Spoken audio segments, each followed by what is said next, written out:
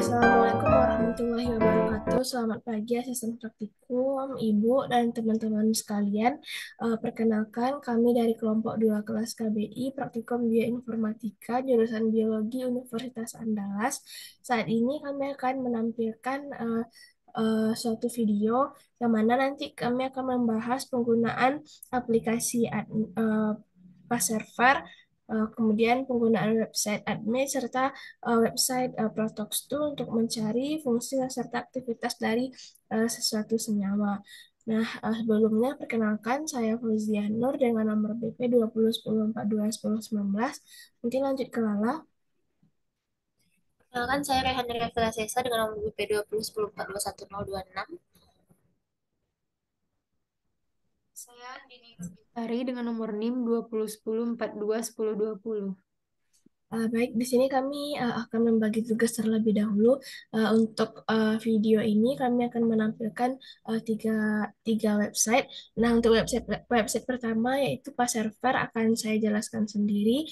Yang kemudian untuk server untuk website admin akan dijelaskan oleh Lala atau Rehanir, dan yang ketiga untuk website Protox itu akan dijelaskan oleh uh, Andini Nurbintari.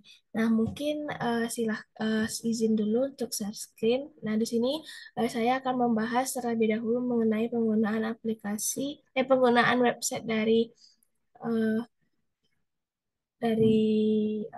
Y2Drugs atau pas server online. Nah, mungkin di sini uh, di sini pertama kali kita akan melihat dulu senyawanya. Nah, dari kelompok 2 KBI mendapatkan 5 senyawa, yaitu senyawa melatonin, benzotiazol, satu furfurylpirol, satu hidroksitubutanon, dan satu metilpirol. Nah, di sini pertama kali sebelum kita menggunakan website server, kita harus mengetahui smile dari aplikasi ini terlebih dahulu. Nah, bagaimana untuk cara mengetahuinya? Kita bisa membuka website PubChem. Nah, di PubChem ini nanti kita akan menemukan beberapa informasi mengenai senyawa tersebut. Nah, mungkin kita copy dulu yaitu melatonin. Kita masukkan melatonin ke dalam PubChem. Nah, kita pilih senyawa pertama yaitu yang paling atas. Kita buka.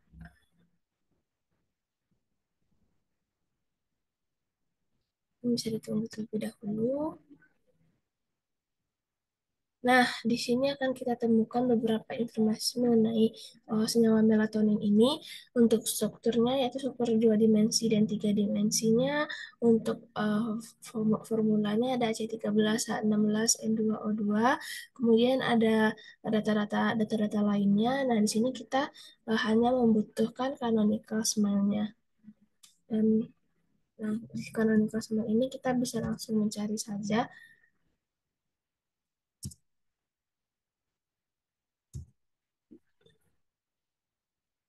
Nah, ini merupakan canonical smile-nya, lalu kita kopaskan atau kopikan dan kita pastikan di aplikasi Pas Online atau Wise2Drugs.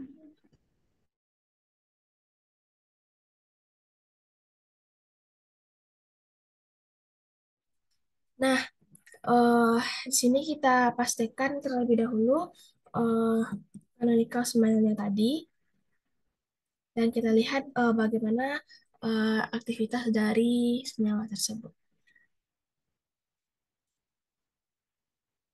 Nah, kita klik Get Prediction. Nah, untuk nilai padan Pi-nya kita pilih dari nomor 0,770 ke atas, sehingga dapat kita lihat aktivitas dari senyawa melatonin ini tadi itu, yaitu dari sini dari melatonin lahan antagonis, beta-dosin sebagai inhibitor. Jadi di sini banyak dikatakan bahwa senyawa melatonin tersebut merupakan bersifat inhibitor di senyawa lainnya. Nah, selanjutnya nanti ini akan dilanjutkan oleh teman saya yaitu dari admin dan juga pas online. Namun kita selesaikan terlebih dahulu. Nah, selanjutnya ada senyawa tiazol.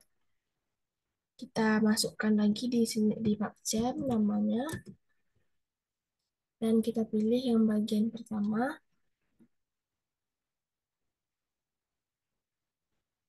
Kita tunggu sebentar, setelah itu hmm, nah kita cari canonical smile-nya lagi. Nah, ini merupakan canonical smile-nya, kita kopaskan di whiteboard draft, di pas server. Kita klik get prediction ini. Nah, dapat kita lihat di sini bahwa yang dari nilai padan pi-nya di atas 0,70, di sini terlihat untuk aktivitas dari senyawa benzoatil ini adalah sebagai sebagai protektor, sebagai inhibitor juga. Dia banyak dimanfaatkan sebagai inhibitor. Kemudian ada anti-helmintic, kemudian ada thioredoxin inhibitor, ada chloride peroxide inhibitor, dan rinitidine. Jadi dapat kita kita lihat dari sini. Di sini hingga ke atas itu digunakan sebagai inhibitor. Nah, untuk lebih sebenarnya untuk lebih jelasnya nanti kita bisa mencari jurnal-jurnal terkait mengenai senyawa ini. Nah, nanti akan disebutkan bahwa senyawa bentiazol ini umumnya bisa bersifat sebagai inhibitor, sebagai anti-helmintic. Nah, mungkin kita lanjutkan ke senyawa selanjutnya. Ada satu furfurilpirol. Kita buka lagi di PubChem. Kita pilih lagi yang pertama.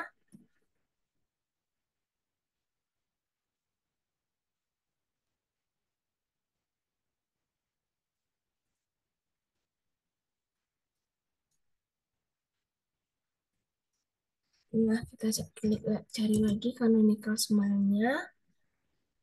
Nah, ini merupakan canonical smile-nya. Kita pastikan di white draft lagi. Kita get prediction. Nah, kita lihat nilainya yang di atas 0,70. Nah, umumnya di sini ternyata dari senyawa furfurilpirol ini juga sebagai inhibitor dan juga sebagai MCL1 antagonis, sebagai insulin inhibitor, sebagai ekspresis enhancer, kemudian sarkonin eksis inhibitor. Nah, selanjutnya kita lihat yang untuk berikutnya. Senyawa yang keempat yaitu ada satu hidroksil satu butanon.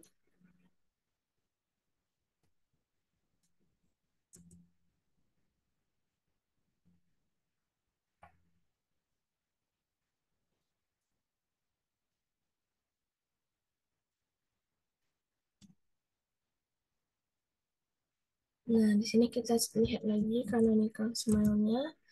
Nah, ini merupakan canonical smile-nya, lalu kita pindahkan ke dalam kelas online.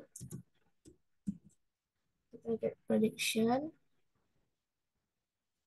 Nah, kita ambil yang dari 0,70 ke atas.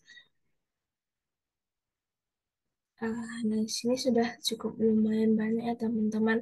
Nah, dari 0,70 kita lihat ke atas, ternyata di sini untuk senyawa tersebut juga masih bersifat inhibitor.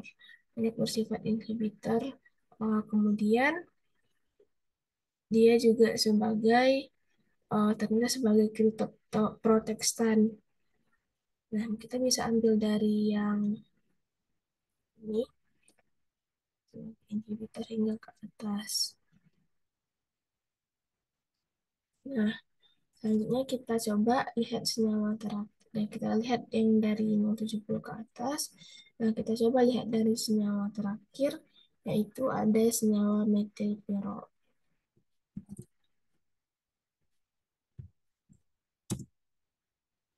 Klik yang pertama.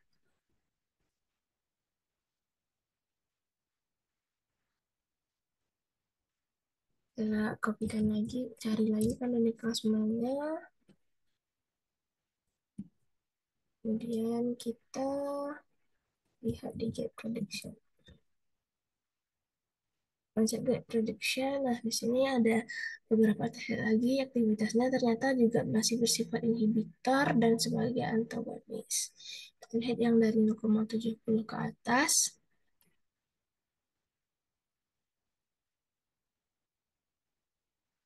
Nah, di sini kita lihat sebagai banyak digunakan sebagai disease inhibitor, nootropic, phosphodiesterase inhibitor. Nah, umumnya sebenarnya ini bersifat eh, tersebut ini untuk menyamakan nanti kita bisa lihat juga di jurnalnya. Oke, mungkin eh, itu saja dari saya mengenai penggunaan website dari PubChem dan juga Way2Drug atau kelas online. Setelah kita melihat aktivitasnya, kita bisa melanjutkan untuk mencari fungsi dari masing-masing senyawa tersebut, yang mana untuk pencarian fungsinya bisa kita lihat di website admin nantinya. Nah, untuk penggunaan website admin ini akan dijelaskan oleh Raihani Rafilasesa. Kepada Raihani dipersilahkan. Baik, terima kasih Fauzia. Saya akan menjelaskan eh, tentang website admin.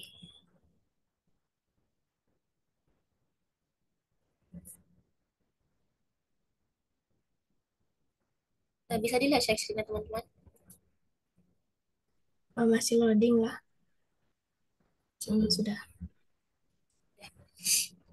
Baik, jadi ini adalah tampilan dari aplikasi website Swiss Army, yang mana website ini merupakan website untuk mendeskripsikan dan juga menghitung sifat psikochemical dari suatu molekul, yang mana dapat berupa pharmacokinetic properties, drug-like nature, dan medicinal chemistry.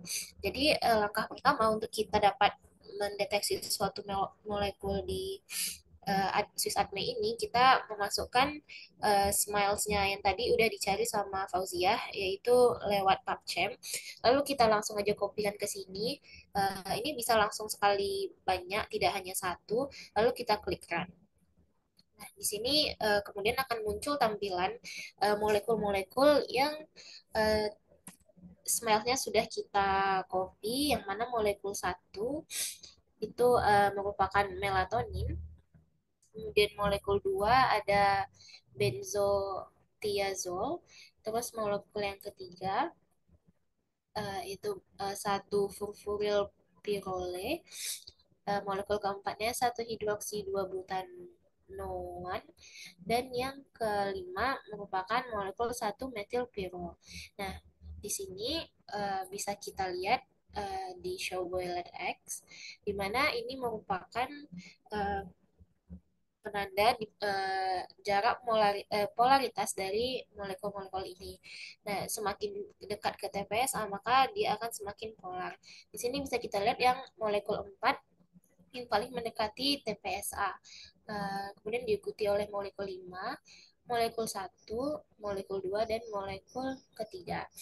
Nah, kemudian jika kita scroll ke bawah, kita bisa melihat deskripsi dari molekul 1, yang mana ini merupakan um, salah satu grafik yang menunjukkan uh, sifat physicochemical.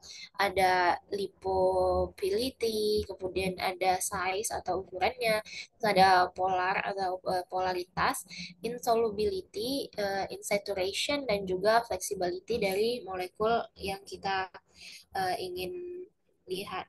Kemudian kita scroll ke bawah lagi, ini ada penjelasan tentang sifat psikochemical atau fisika dan kimianya.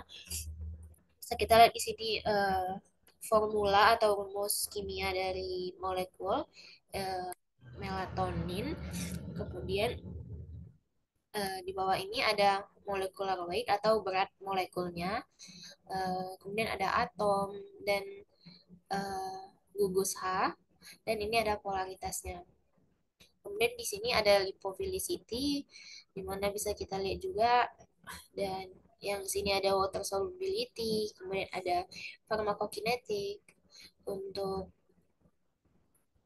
obat drug likeness juga. Nah, di sini ada Lipinski, di mana Lipinski ini merupakan hal yang paling penting untuk dideteksi, di mana Lipinski ini bisa disetujui apabila molekular weight-nya itu besar dari 500, MLOP-nya itu kurang dari 4, molecular weight atau beratnya itu kurang dari 500, terus MLOP-nya itu kurang dari 4,15, kemudian gugus N atau O-nya kurang dari 10 dan memiliki gugus NH dan juga OH. Kemudian di sini bisa kita lihat juga medical chemistry dari satu molekul. Nah, begitu juga di molekul yang kedua, yang mana ini merupakan benzotiazol, molekul ketiga eh, satu fosforilpirol, molekul keempat ada satu hidroksibutanol, dan molekul terakhir yang itu satu metilpirole. Dan semuanya ini memiliki informasi tentang farmakokineticsnya. Kemudian bisa kita lihat juga di sini untuk melihat peran target dari molekul tersebut. Nah, di sini kita lihat protein target dari molekul melatonin.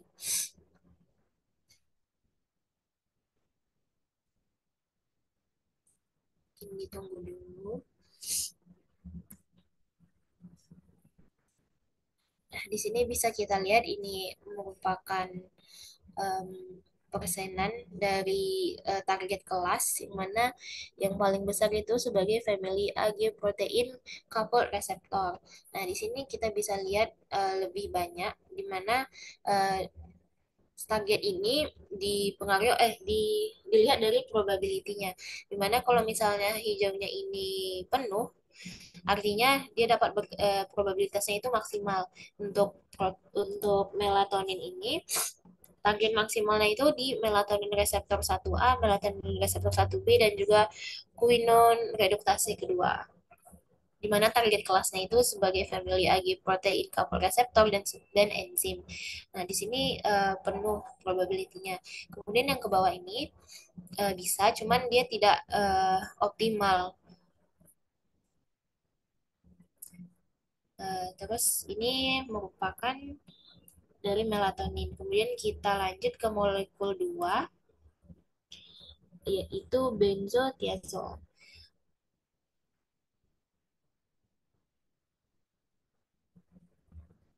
Nah, di sini bisa kita lihat juga persamaan seperti tadi.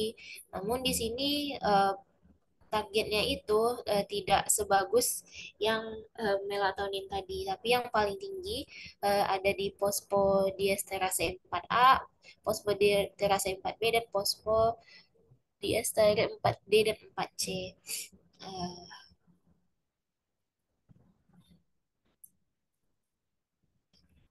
Eh, Kemudian kita lihat lagi molekul 3 di Swiss target prediction. Ini merupakan senyawa furfuryl pirol.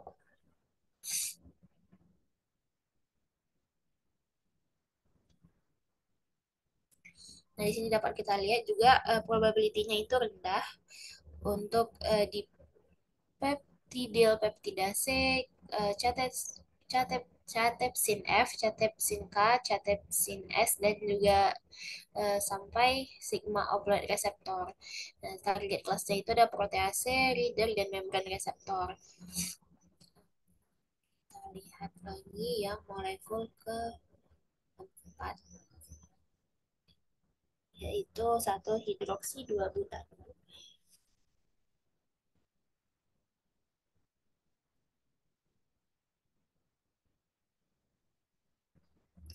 Nah, di sini bisa kita lihat molekulnya, kemudian persenan dari kelas targetnya. Eh, nah, untuk molekul keempat ini hanya ada dua probability, yaitu histone ya setilase 3 yaitu eraser, dan aldose reduktase yaitu enzim. Kemudian untuk yang lain dia tidak bisa karena probability-nya tidak ada. Kemudian untuk molekul yang kelima atau satu metilpirol, kita lihat juga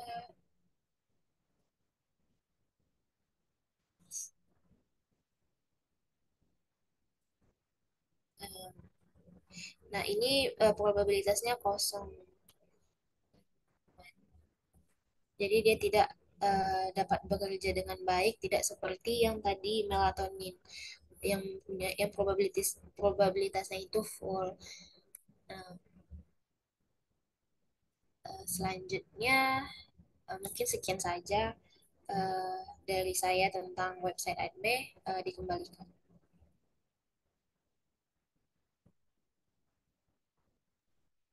Baik, terima kasih banyak Raihanir. Nah, setelah penggunaan website admin ini, kita akan mencari nilai LC dari senyawa tersebut menggunakan website Protox2. Nah, mungkin untuk Protox2 ini akan dijelaskan oleh Andini. Kepada Andini dipersilahkan. Terima kasih moderator. Selanjutnya saya akan menjelaskan terkait penggunaan website Protox2 untuk melihat toksisitas pada suatu senyawa yang akan digunakan untuk sebagai obat.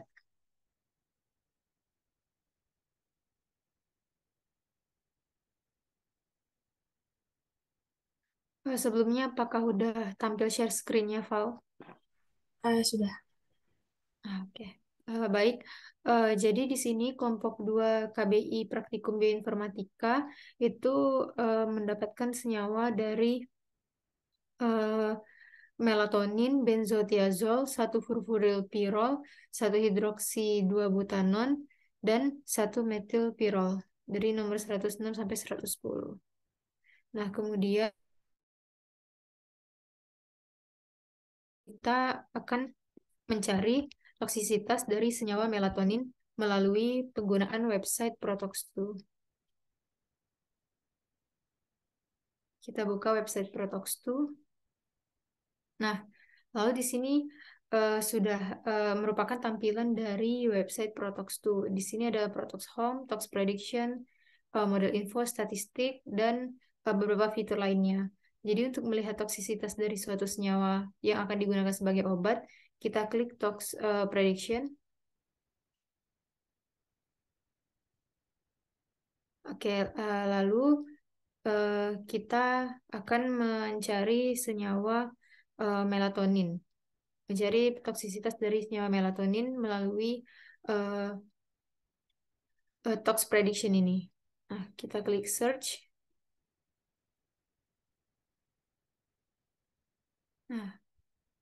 Nah, berikut merupakan tampilan dari struktur molekul dari melatonin.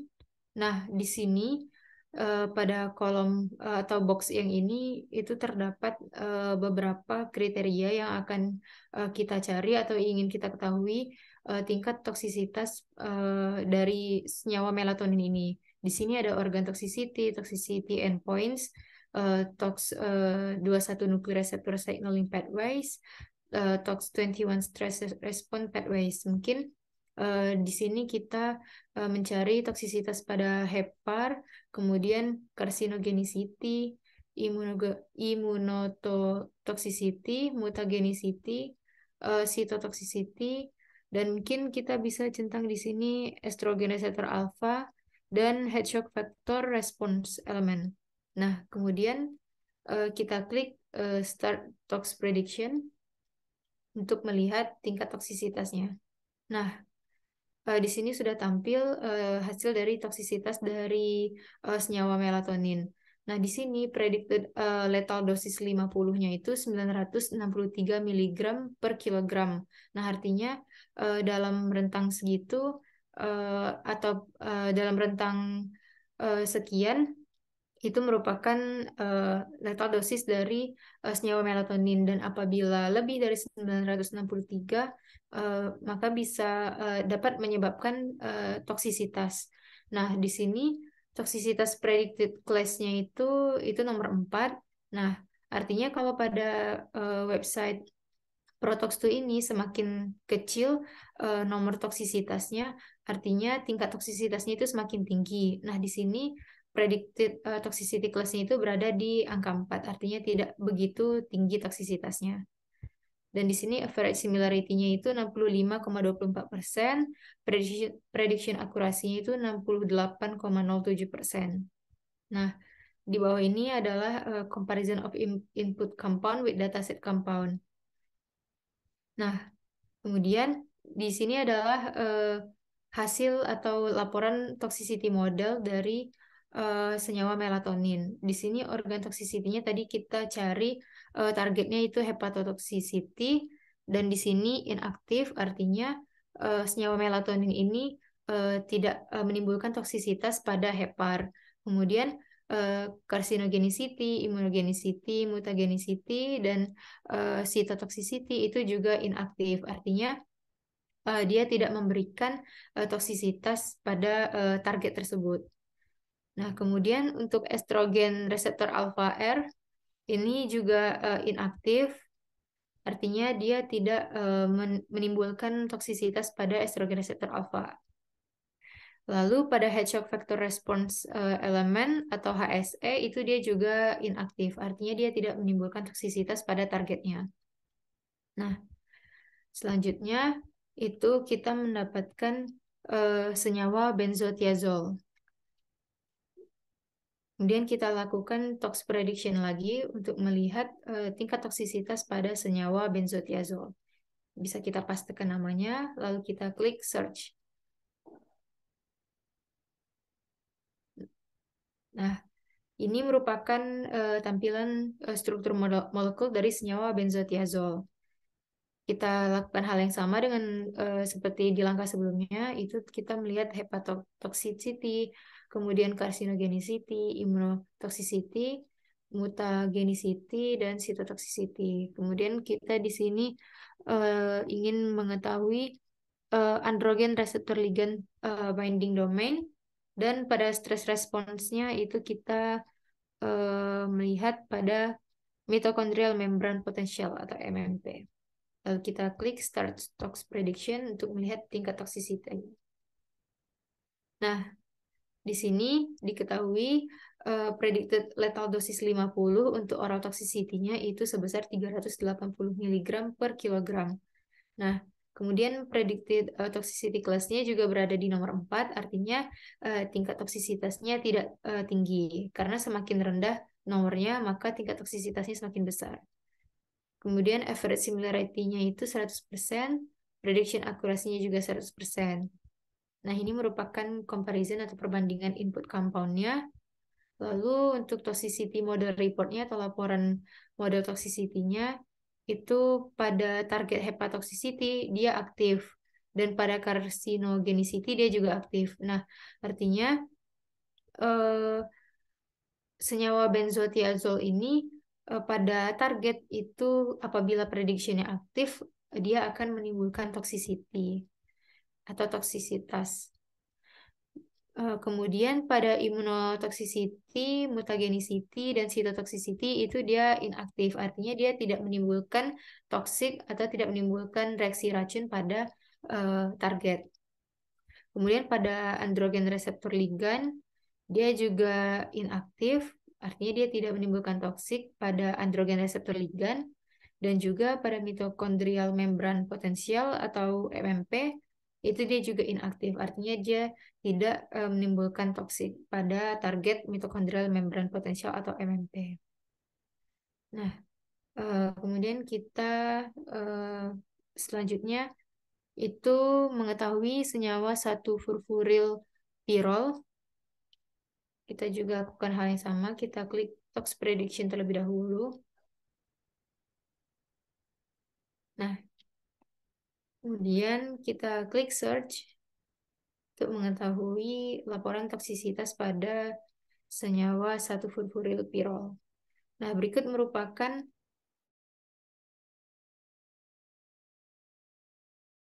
pirol. Nah, di sini kita melihat toksisitinya pada organ hepar, checklist hepatotoxicity, kemudian carcinogenicity, immunotoxicity, mutagenicity, dan cytotoxicity. Kemudian untuk nuclear receptor signaling pathway-nya, mungkin kita bisa pilih aryl hydrocarbon receptor. Kemudian untuk stress response-nya mungkin kita bisa klik ATPase family AAA domain containing protein 5. Kemudian kita klik Start Tox Prediction. Nah, secara oral toxicity prediction, ini hasil prediksi lethal dosis 50-nya itu 380 mg per kilogram. Dan predicted toxicity class-nya itu berada di angka keempat, artinya toksisitasnya tidak tinggi. Kemudian average similarity-nya 100%, prediction akurasinya itu juga 100%, dan ini merupakan comparison of input compound with dataset compounds. Nah, yang ini merupakan laporan dari model toxicity-nya. Untuk klasifikasi organnya, itu targetnya hepatotoxicity, itu dia inaktif, artinya dia tidak menimbulkan toksik atau tidak bersifat racun pada organ hepar. Kemudian carcinogenicity itu dia prediction-nya aktif. Nah, artinya di sini senyawa 1-furfurylpirol ini dia bersifat carcinogenicity.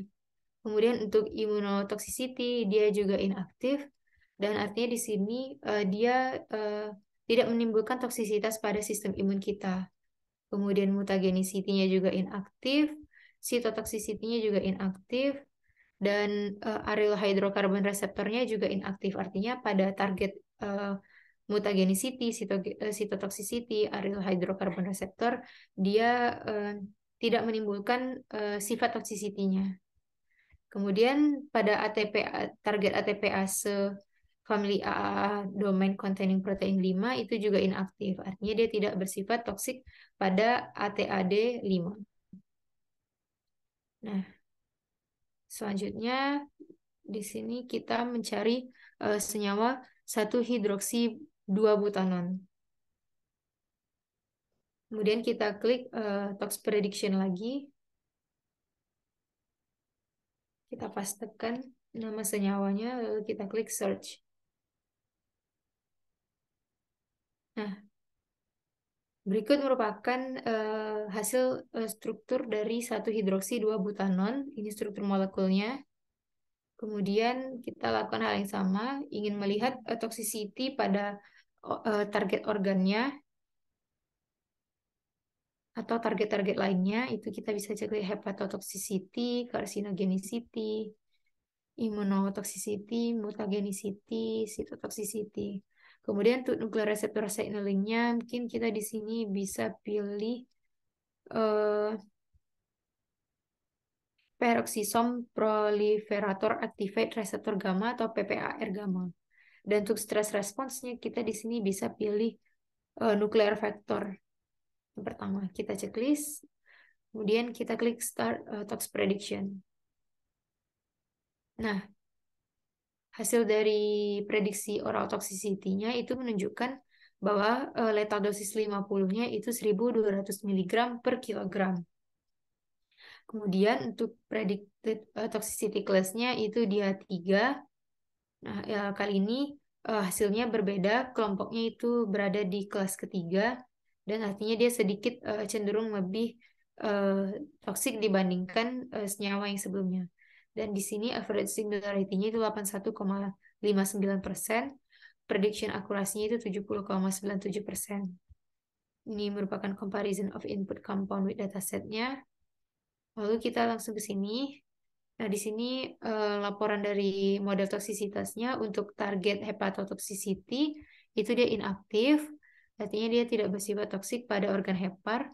Kemudian carcinogenicity dia juga inaktif, artinya dia tidak bersifat toksik. Dan juga pada immunotoxicity, mutagenicity, dan cytotoxicity dia juga bersifat inaktif atau dia tidak bersifat tidak toksik pada target tersebut. Kemudian untuk target peroxisom proliferator activate receptor gamma atau PPAR gamma, dia juga inaktif, artinya dia tidak menimbulkan toksik pada target tersebut. Dan juga untuk nuclear factor atau NRF2 garis miring ARE dia juga inaktif. Nah, kemudian yang terakhir itu kita melihat tingkat toxicity dari senyawa 1-methylpirol. Kemudian kita klik lagi tox prediction, kita pastekan senyawanya, lalu kita klik search. Nah, di sini selain daripada baik, mungkin kita melanjutkan satu senyawa terakhir yang tadi. Eh,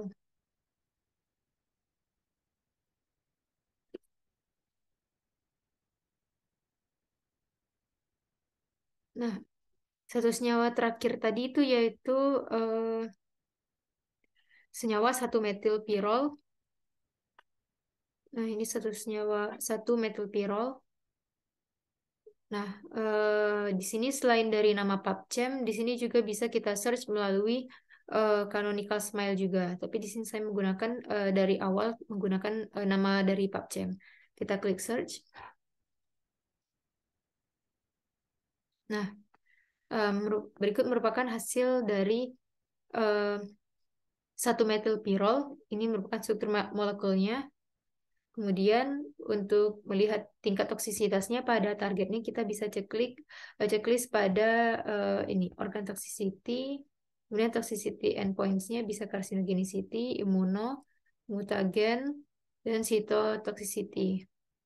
Nah, lalu untuk nuclear receptor signaling pathway-nya kita bisa pilih, mungkin di sini kita bisa pilih androgen receptor, kemudian sama aromatase. Lalu untuk stress response pathway-nya kita di sini bisa klik phosphoprotein. Lalu kita klik start tox prediction untuk melihat hasil toksisitasnya.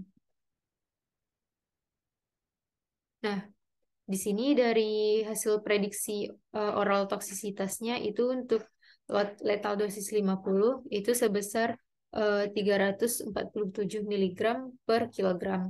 Dan untuk predicted toxicity class-nya itu berada di rentang 4 atau di nomor 4. Artinya dia tidak begitu toksik.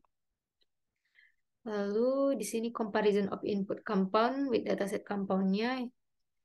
Lalu kita langsung melihat hasil dari model toksisitasnya. Untuk klasifikasi pada organ toxicity itu kita menggunakan target hepatotoxicity dan di sini inaktif, artinya senyawa tersebut tidak menimbulkan toksik pada organ hepar. Kemudian carcinogenicity dan hasil prediksinya di sini dia aktif, artinya dia dapat menimbulkan sifat toxicity karena dia target itu carcinogenicity. Kemudian untuk mutagenicity, cytotoxicity, dan immunotoxicity itu dia bersifat inaktif, artinya dia tidak menimbulkan toksik pada target immunotoxicity, mutagenicity, dan cytotoxicity. Dan di sini untuk androgen reseptornya itu dia juga bersifat inaktif, artinya dia tidak menimbulkan toksisitas. Kemudian untuk target aromatase dia juga inaktif, dia tidak menimbulkan toksik pada targetnya. Dan yang terakhir itu phosphoprotein tumor suppressor atau P53. Nah, di sini dia juga bersifat inaktif. Nah, artinya senyawa ini tidak menimbulkan toksik atau tidak menimbulkan racun pada tumor suppressor. Nah, mungkin sekian dari kelompok kelompok 2 terkait penggunaan Protox 2, mungkin dikembalikan ke moderator. Baik, terima kasih banyak, Din. Mungkin bisa stop share screen dulu.